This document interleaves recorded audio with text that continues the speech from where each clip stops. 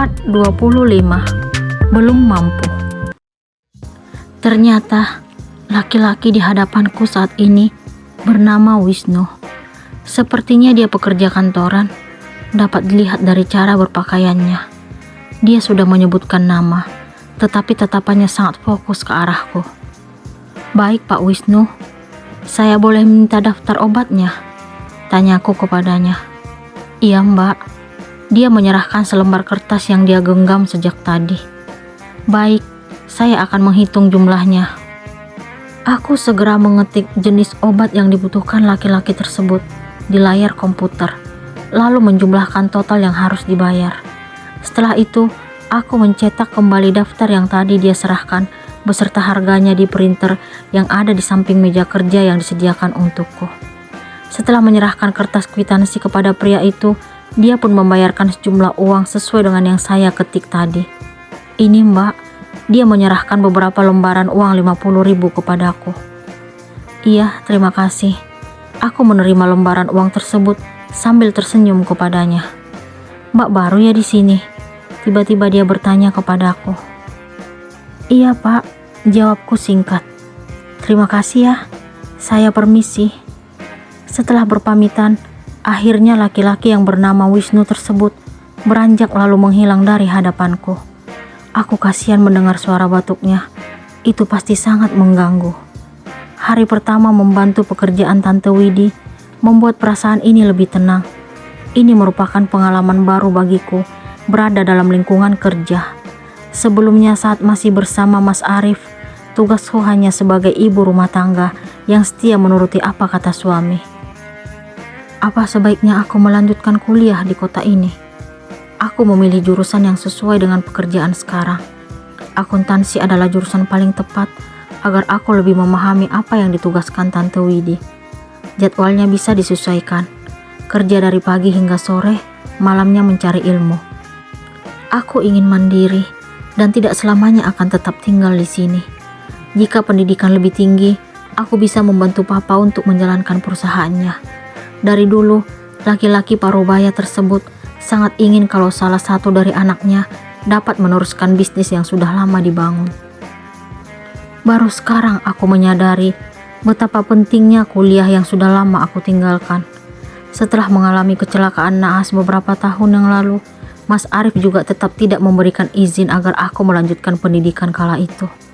Alasannya selalu sama. Dia ingin agar istrinya fokus melayani suami dan tidak perlu banyak berpikir untuk hal-hal lain. Namun, walaupun aku sudah berusaha menuruti kemauannya dan menjadi istri yang menghargai keputusannya, dia tetap saja lebih memilih wanita lain saat itu. Untuk apa lagi sih aku masih mengingat laki-laki itu? Sementara dirinya sudah terlalu sering menyakitiku. Meskipun aku sudah berusaha melupakan orang yang membuatku menderita di masa lalu, tetapi tetap saja ingatan itu tiba-tiba muncul. Mungkin setelah aku mulai kembali melanjutkan kuliah lagi, ingatan tentang masa lalu perlahan akan hilang seiring berjalannya waktu. Aku harus fokus menatap masa depan. "Hei, lagi mikirin apa tuh?" Tiba-tiba Tante Widi mengagetkanku. "Tante bikin kaget aja." Aku memegang dada. "Baru juga kerja sehari, udah ngelamun aja, seperti orang yang lagi banyak mikir. Gak betah ya dengan pekerjaannya?" "Enggak kok Tante, Alia suka banget, tapi lagi mikirin yang lain." "Mikirin siapa tuh? Mantan ya?" Ternyata tebakan Tante Widi benar kalau aku tiba-tiba mengingat Mas Arif. "Tante apaan sih? Malas banget mikirin mantan." Aku tetap mengelak tebakan wanita itu. "Oh ya, dapat salam dari pasien tetap Tante." Aku tidak mengerti maksud ucapan Tante Widi. "Maksud Tante?" "Wisnu titip salam untuk kamu. Katanya salam kenal untuk cewek cantik yang baru bertemu dengannya."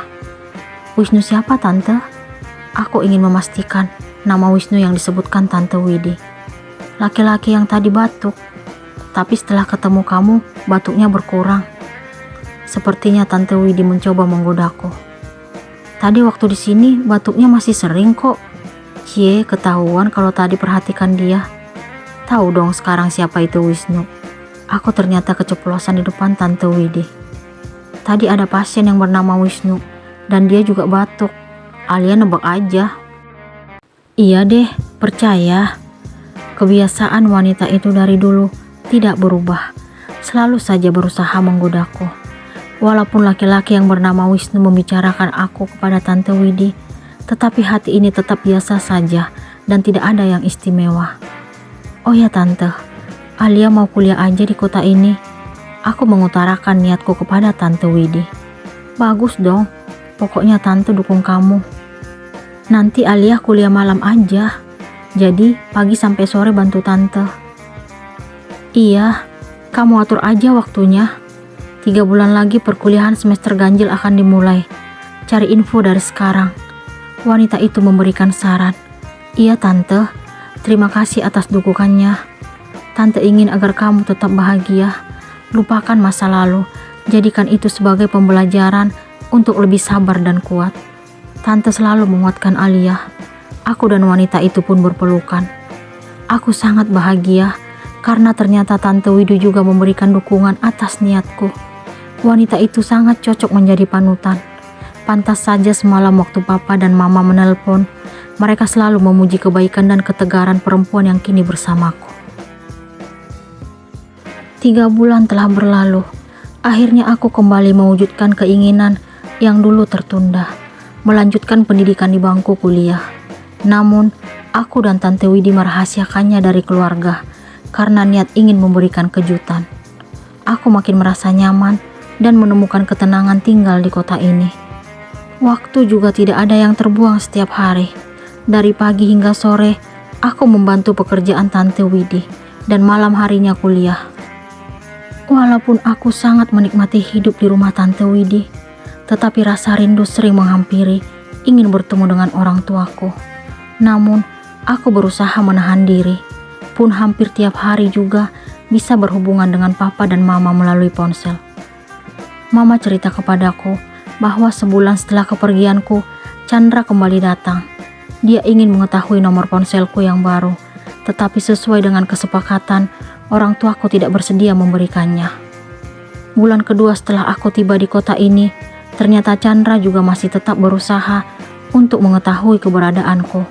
Dia memohon dan meminta tolong kepada papa dan mama, tetapi sesuai dengan yang telah kami bicarakan sebelumnya, mereka tetap menolak untuk memberikan alamatku. 2 minggu kemudian, Chandra kembali datang lagi. Mama dan papa mengaku sangat kasihan melihat kegigihan laki-laki itu. Namun, dia tetap pulang dengan harapan kosong.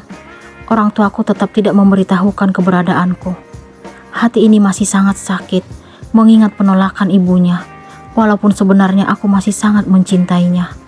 Melupakan Chandra benar-benar sangat sulit. Jauh berbeda dengan menghempaskan Mas Arif. Apakah karena Chandra merupakan cinta pertamaku? Jangan pernah tinggalin aku lagi ya sayang. Aku merasa hampa tanpamu. Kalimat itu yang Chandra ucapkan beberapa bulan yang lalu saat kami baru menjalani hidup menjadi sepasang kekasih. Gombal banget sih. Buktinya bisa hidup tuh tanpa aku selama ini.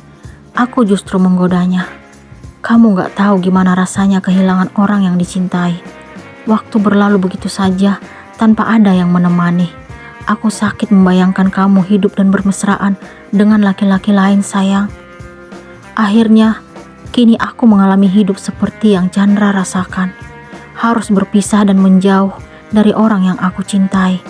Ternyata rasanya sangat sakit. Jauh lebih perih dari perceraian dengan Mas Arif. Akan tetapi, aku harus tetap kuat dan berusaha menghapus nama Chandra dari hati yang paling dalam. Tidak ada gunanya lagi mengingat laki-laki itu. Niat untuk bersanding di pelaminan bersamanya telah musnah. Namun, untuk sekarang harapan untuk melupakannya belum terwujud. Saat ini, aku harus fokus pada tujuan dan cita-cita yang ingin membantu papa. Aku yakin, seiring berjalannya waktu, Chandra akan keluar dari pikiran dan bayang-bayangku. Dia hanya akan menjadi kenangan. Al, ada yang nyariin kamu tuh. Suara Dara mengagetkanku. Wanita itu merupakan teman yang baru aku kenal beberapa hari yang lalu di kampus. Siapa? Tanyaku ingin tahu. Namanya Wisnu, orangnya cakep Aku tidak menyangka kalau laki-laki itu menghampiriku ke kampus. Kamu ketemu dia di mana? Dia nungguin kamu di depan gerbang. Apa? Romantis ya? Malam-malam jumpai nyayangnya yang lagi kuliah. Dara menggodaku. Apaan sih? Dia itu pasien tanteku yang berprofesi sebagai dokter. Pasien apa pasien? Kok niat banget jumpain kamu ke kampus? Udah ah, biarin aja. Aku tetap tidak menghiraukan Wisnu yang nekat menemuiku ke kampus. Pertemuan kami kurang lebih 3 bulan yang lalu membuat diriku merasa terganggu. Hampir tiap hari dia menghubungiku lewat ponsel, tetapi aku abaikan. Sekarang dia berani menemuiku di kampus, dan ini merupakan hal yang tidak kuinginkan sama sekali. Sudah aku tolak dan tidak aku hiraukan selama 3 bulan terakhir ini, tetapi dia tidak menyerah. Mata kuliah malam ini telah selesai. Aku segera menuju pintu gerbang dan menunggu jemputan Pak Joko, sopir Tante Widi. Namun, aku sangat terkejut melihat Wisnu berdiri di depan kendaraan roda 4 miliknya. Dia langsung menghampiriku. Pulang bareng aku aja. Begitu santai dia mengucapkan kalimat itu. Terima kasih, tapi aku dijemput Pak Joko. Aku menolak tawarannya. Aku udah hubungin Pak Joko. Beliau setuju kalau aku yang jemput kamu. Apa? Aku terkejut mendengar penuturannya. Iya, beneran. Sedekat itu kamu dengan Pak Joko. Apa hakmu meminta beliau untuk tidak menjemputku? Aku mulai merasa kesal melihat sikapnya. Izinkan aku lebih mengenalmu, Al.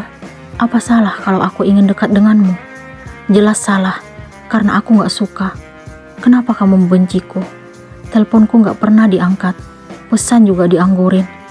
Dan sekarang kamu marah karena aku menemuimu. Kesalahanmu hanya satu. Apa? Karena mendekatiku. Aku mohon, Al, jangan tolak niatku yang ingin lebih dekat denganmu. Dia menyatukan kedua telapak tangannya. Semenjak hubunganku kandas dengan Chandra, aku juga membenci Wisnu saat dia mencoba mendekatiku. Walaupun aku tahu dari Tante Widi bahwa sebenarnya laki-laki itu orang baik dan sopan, tetapi aku belum bisa sepenuhnya percaya kepadanya. Kegagalan yang kualami di masa lalu membuat diriku takut membuka hati untuk laki-laki lain. Perasaan ini selalu berkata bahwa semua pria itu sama. Mereka datang dan mendekat hanya untuk menyakiti. Aku mohon, Al. Wisnu masih tetap memohon kepadaku. Aku bingung harus berbuat apa sekarang. Di satu sisi, aku juga kasihan melihat usahanya. Namun di sisi lain, aku takut tersakiti seperti sebelumnya. Aku tidak ada jalan lain. Aku akan memenuhi permintaannya kali ini. Tapi dengan satu syarat. Aku memberikan syarat kepadanya. Syaratnya apa? Ini yang pertama dan yang terakhir kamu menemuiku. Kenapa? Mau apa enggak? Tapi, ya udah kalau enggak mau. Baiklah, jika itu yang kamu inginkan. Akhirnya, dia memenuhi syarat yang kuberikan. Dia segera membukakan pintu mobil untukku. Kemudian dia juga masuk.